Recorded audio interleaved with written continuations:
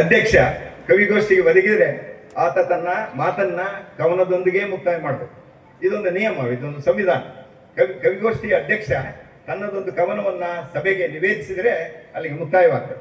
ನನ್ನ ಕವನ ಅದಕ್ಕೆ ಶೀರ್ಷಿಕೆ ಇಲ್ಲ. ಯಾಕೆ ಶೀರ್ಷಿಕೆ ಇಲ್ಲ ಅಂದ್ರೆ ಇದು ಒಂದು ಸಾನೆಟ್ಗಳಿಗೆ ಇಂಗ್ಲಿಷ್ನಲ್ಲಿ ಶೀರ್ಷಿಕೆಗಳಿರೋದಿಲ್ಲ. ಶೀರ್ಷಿಕೆಗಳನ್ನು ಇಟ್ಟುಕೊಂಡು ಯಾರ ಕವನಗಳನ್ನು ಬರೆಯೋದಿಲ್ಲ. ಸಾನೆಟ್ ಅಂದ್ರೆ ಏನು? 14 ಸಾಲಿನ ಪದ್ಯ.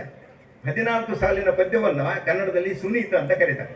ನಾನು ಇತ್ತೀಚೆಗೆ ರಚನೆ ಮಾಡಿರುವಂತ ಮುದ್ರಣದಲ್ಲಿರುವಂತ ಕವನ ಸಂಕಲ್ಪದಿಂದ ಇದನ್ನು ಎತ್ಕೊಂಡಿದ್ದೇನೆ.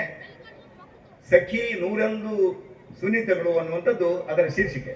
ಆದರೆ ಇಲ್ಲಿ ಆ ಶೀರ್ಷಿಕೆ ಇಲ್ಲದಂತ ಕವನವನ್ನ ನಾನು ನಿಮಗೆ ನಿವೇದನೆ ಮಾಡ್ತೇನೆ. ಸಖಿ ನಿನ್ನ ಮುಂಗುರುಳು ಮುತ್ತಿಕ್ಕುತ್ತಿವೆ ಬಾಗಿ ಬಾಗಿ, ಎಂತಹ ತುಂಟತನ.